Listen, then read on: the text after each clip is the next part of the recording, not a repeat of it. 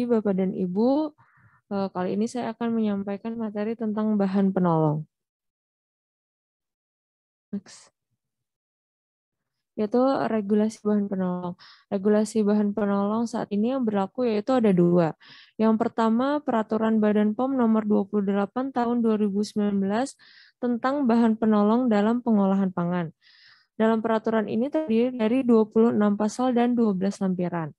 Selanjutnya yaitu ada Peraturan Badan POM nomor 20 tahun 2020 tentang perubahan atas Peraturan Badan POM nomor 28 tahun 2019 tentang bahan penolong dalam pengolahan pangan yang terdiri dari 2 pasal dan 5 lampiran. Untuk kedua regulasi ini bisa diakses pada website jdih.pom.go.id. Next. Ya, untuk selanjutnya itu adalah pengertian bahan penolong. Bahan penolong itu merupakan bahan tidak termasuk peralatan yang lazimnya tidak dikonsumsi sebagai pangan, yang digunakan dalam pengolahan pangan untuk memenuhi tujuan teknologi tertentu dan tidak meninggalkan residu pada produk akhir. Tetapi apabila tidak mungkin dihindari, residu dan atau turunannya dalam produk akhir tidak menimbulkan resiko terhadap kesehatan serta tidak mempunyai fungsi teknologi. Next. Untuk penggunaan bahan penolong ini diatur batas maksimum residu CPPB, yaitu cara pengolahan pangan yang baik. Pengertian dari batas maksimum residu CPPB ini yaitu jumlah residu yang diizinkan terdapat pada pangan dalam jumlah seminimal mungkin sebagai konsekuensi dari penggunaan bahan penolong menurut cara produksi pangan yang baik. Nah, selanjutnya, bahan penolong yang digunakan dalam proses pengolahan pangan harus yang pertama, digunakan seminimum mungkin untuk mencapai efek yang diinginkan. Dan yang kedua yaitu ada upaya penghilangan residu dan atau inaktivasi pada akhir proses pengolahan pangan. Nah, selanjutnya, bahan penolong ini terdiri dari 16 golongan. Yang pertama yaitu ada bahan pemucat, pencuci, dan atau pengelupas kulit. Yang kedua ada bahan penjernih, penyaring, adsorben, dan atau penghilang warna. Ketiga ada bahan tambahan untuk air pada ketel uap. 4 ada enzim, 5 flokulan, 6 katalis, 7 nutrisi untuk mikroba, 8 pengontrol pertumbuhan mikroorganisme. Selanjutnya, yang ke-9 ada penyerap enzim, 10 resin penukar ion, 11 bahan anti buih, 12 bahan kontak pendingin dan pembeku, 13 bahan desikan dan anti kempal, 14 bahan pelumas dan anti lengket, 15 pelarut pengekstrak, dan 16 bahan penolong lainnya. Untuk definisi dari masing-masing golongan ini dapat dilihat pada Perbepom 28 tahun 2019 tentang bahan penolong ini. Next. Nah, selanjutnya, setiap orang dilarang menggunakan bahan penolong dengan tujuan untuk menyembunyikan yang pertama, penggunaan bahan yang tidak memenuhi persyaratan. Lalu cara kerja yang bertentangan dengan cara produksi pangan yang baik untuk pangan dan atau dilarang untuk tujuan menyembunyikan kerusakan pangan.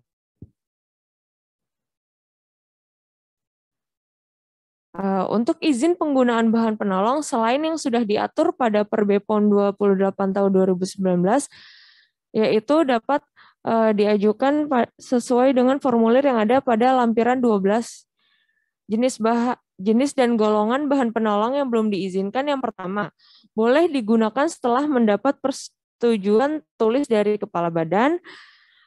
Untuk mendapatkan persetujuan tersebut, pemohon harus mengajukan permohonan tertulis kepada kepala badan disertai kelengkapan data sesuai formulir yang tercantum pada lampiran 12 Perbepom nomor 20 tahun 2019 yang saat ini sudah diakomodir pada subsat standar pangan. Jadi untuk mengajukan izin penggunaan bahan penolong dapat diajukan melalui subsat standarpangan.pom.go.id.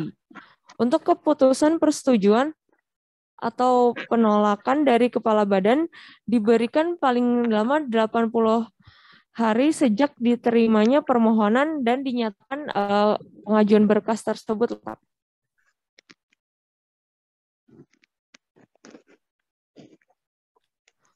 Selanjutnya itu adalah persyaratan keamanan dan mutu. Yang pertama yaitu bahan penolong yang digunakan dalam proses pengolahan pangan wajib memenuhi persyaratan keamanan dan mutu. Persyaratan keamanan dan mutu sebagaimana dimaksud pada ayat 1 sesuai dengan ketentuan peraturan perundang-undangan, standar, dan atau persyaratan keamanan dan mutu lain yang diakui. Contohnya adalah KMI, Food Chemical Codex, dan ada juga JECFA, dan lain-lain.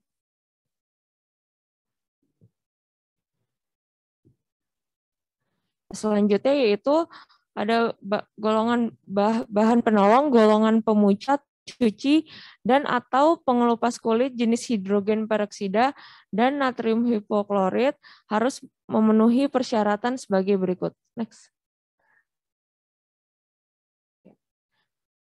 Pada pasal 18 ayat 3 yaitu mengatur kadar maksimal hidrogen peroksida 35% volume per volume dan kadar maksimal natrium hipoklorit sebesar 15% volume per volume.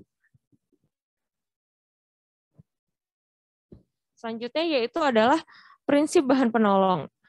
Penggunaan bahan penolong harus diikuti dengan upaya penghilangan residu atau inaktivasi pada pangan agar tersisa residu sekecil mungkin sehingga tidak berfungsi lagi secara teknologi dan tidak menimbulkan risiko kesehatan. Untuk cara penghilangan residu atau inaktivasi dapat dilakukan dengan cara yang pertama yaitu dapat dilakukan dengan proses pemanasan. Yang kedua, pengaturan pH menggunakan BTP pengatur keasaman yang diizinkan dan diikuti dengan penyaringan atau sentrifugasi. Yang ketiga dapat dilakukan penyaringan.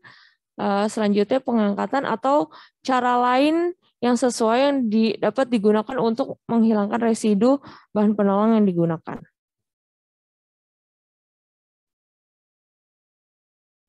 Nah, selanjutnya ini sebelumnya ada di pretest ya Bapak Ibu, perbedaan bahan penolong dan BTP. Untuk bahan penolong sendiri ini tujuan digunakannya untuk memenuhi tujuan teknologi tertentu dan tidak meninggalkan residu pada produk akhir. Tetapi apabila tidak mungkin dihindari, residu dan atau turunannya dalam produk akhir tidak menimbulkan risiko kesehatan serta tidak mempunyai fungsi teknologi. Sedangkan untuk BTP sendiri, bahan yang ditambahkan ke dalam pangan untuk mempengaruhi sifat atau bentuk pangan. Untuk penggunaan BTP ini dapat ditambahkan langsung selama proses pengolahan maupun setelah proses pengolahan. Contohnya itu adalah penggunaan BTP anti kempal ditambahkan pada permen tujuannya agar permen tersebut tidak lengket. Sedangkan untuk bahan penolong ini, penggunaannya yaitu selama proses pengolahan dan harus ada upaya untuk menghilangkan bahan penolong dalam produk pangan. Sedapat mungkin tidak meninggalkan residu pada produk akhir atau hasil analisis tidak terdeteksi. Tetapi bila tidak mungkin dihindari, residu dan atau turunannya dalam produk akhir tidak mempunyai fungsi teknologi atau tidak melebihi batas maksimal residu yang diizinkan di produk pangan akhir tersebut. Sedangkan untuk BTP ini tidak perlu ada upaya untuk menghilangkan. Dan keberadaan dalam produk pangan memang dikehendaki secara teknologi, yaitu dengan mengacu pada batas maksimal dalam produk pangan.